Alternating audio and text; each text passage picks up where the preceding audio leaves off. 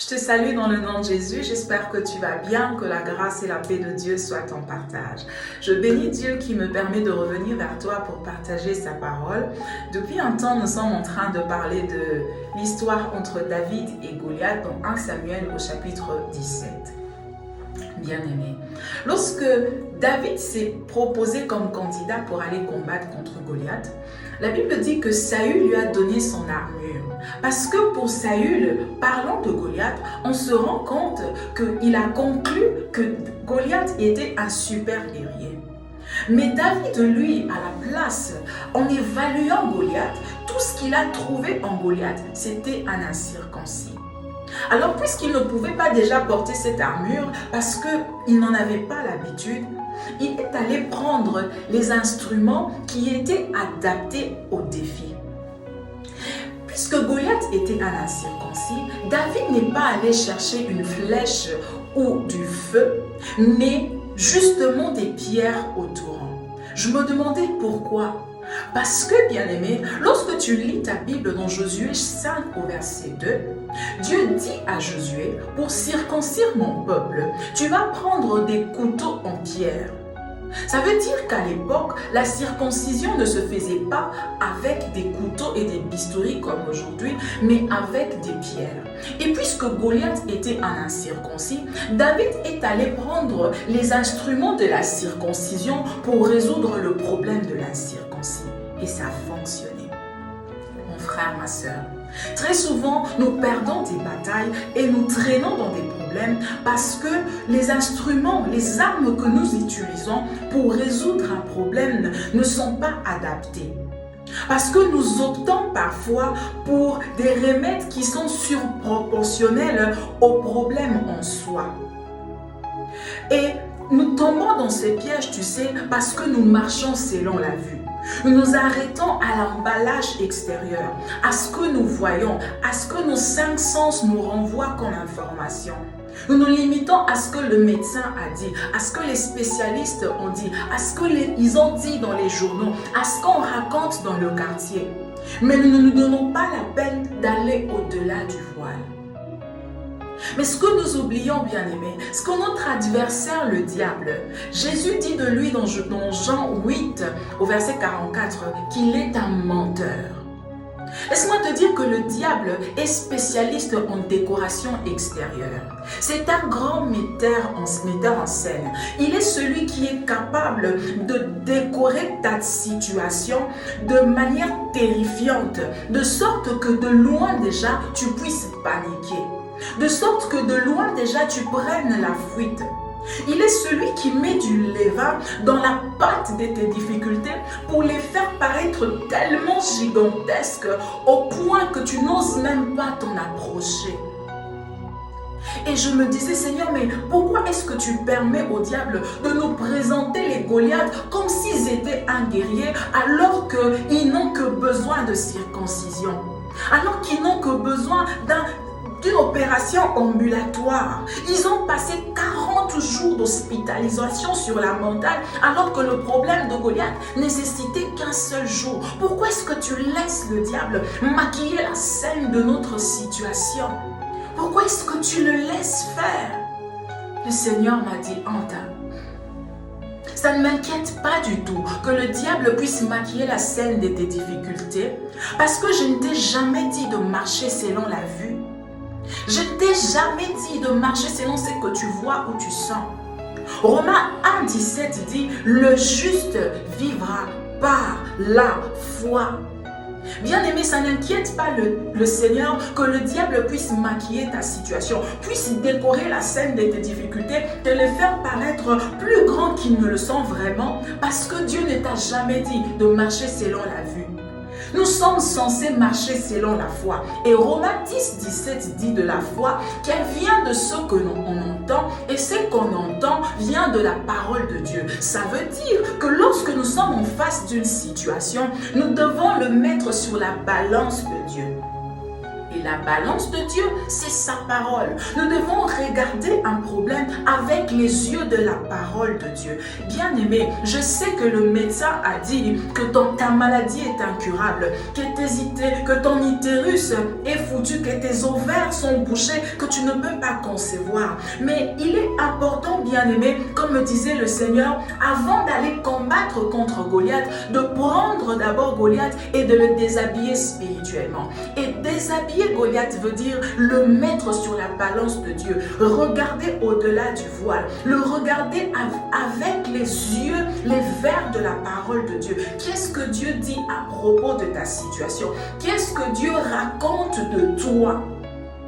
Parce que, bien-aimé, le diable va toujours habiller ta situation, va toujours décorer la scène de tes difficultés pour que tu paniques, pour que tu prennes la fuite déjà de loin. Il viendra toujours mettre un voile pour te pousser à fuir, pour te dérouter, pour t'emmener à chercher à prendre l'épée au lieu de la pierre, pour te faire paraître le problème plus grand qu'il ne l'est vraiment.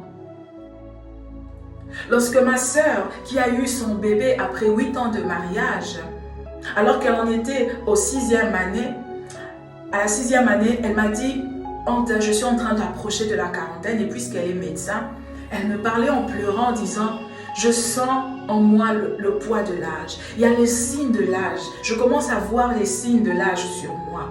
Étant médecin, elle se rendait compte que ses règles n'étaient plus comme avant. Elle dit, la production de mes ovaires, de mes ovules, est en diminution.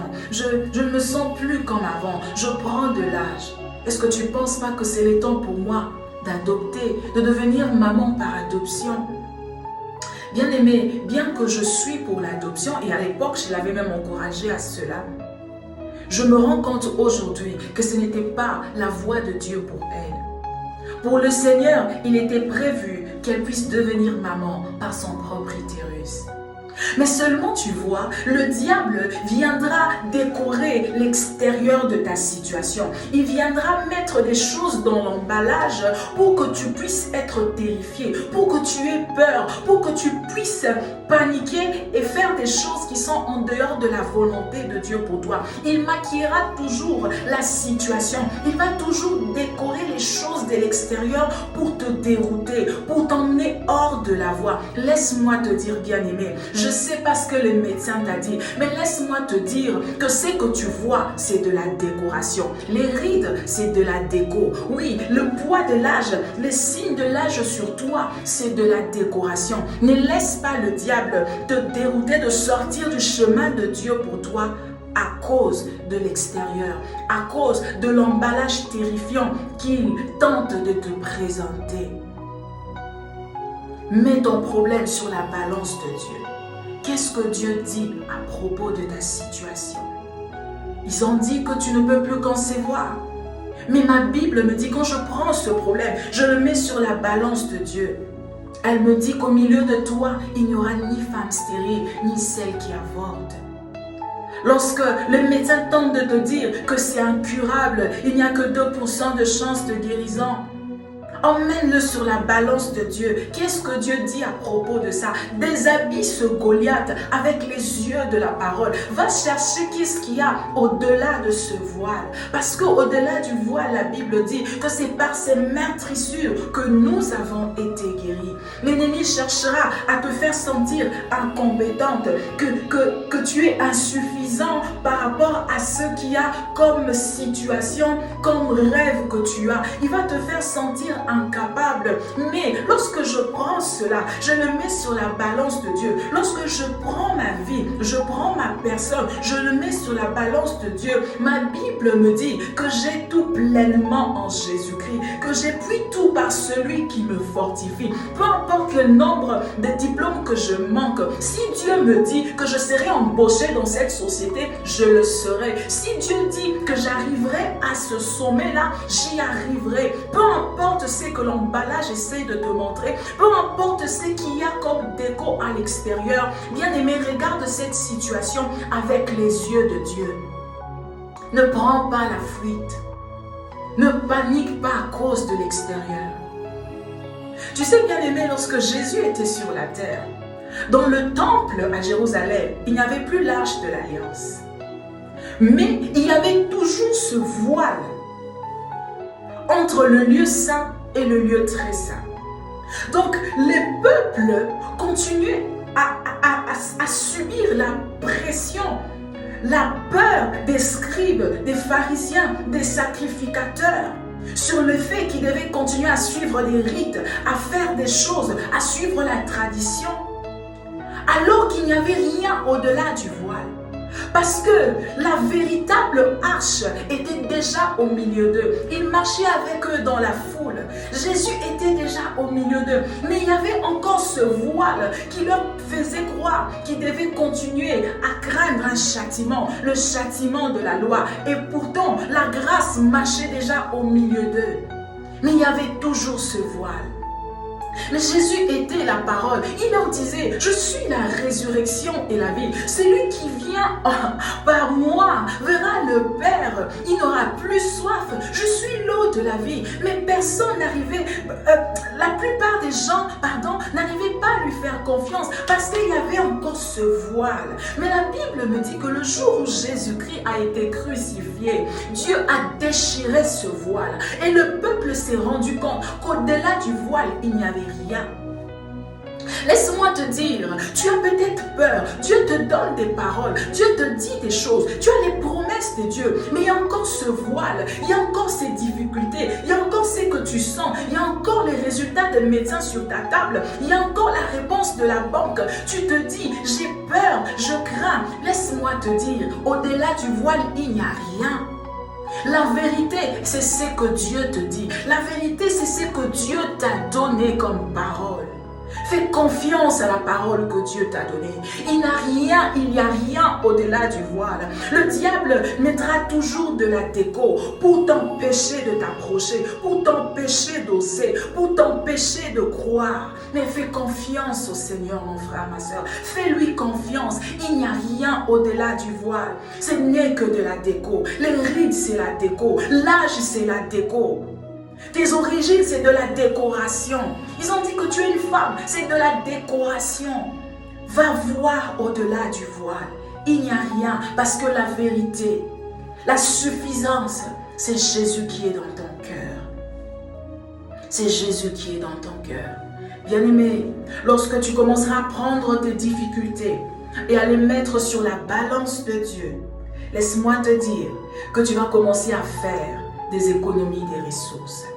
Oui, ça va t'éviter des gaspillages du temps, de l'argent, des ressources, des énergies, parce que tu seras capable de voir tes difficultés vraiment comme elles sont. Ça te permettra de voir la montagne pour ce qu'elle est vraiment. Tu vas la peser et tu vas te rendre compte qu'elle ne vaut tellement rien que tu ne voudras pas dépenser plus qu'il ne faut pour la raser. Fais confiance au Seigneur. Je t'invite aujourd'hui à plonger tes regards dans la parole de Dieu.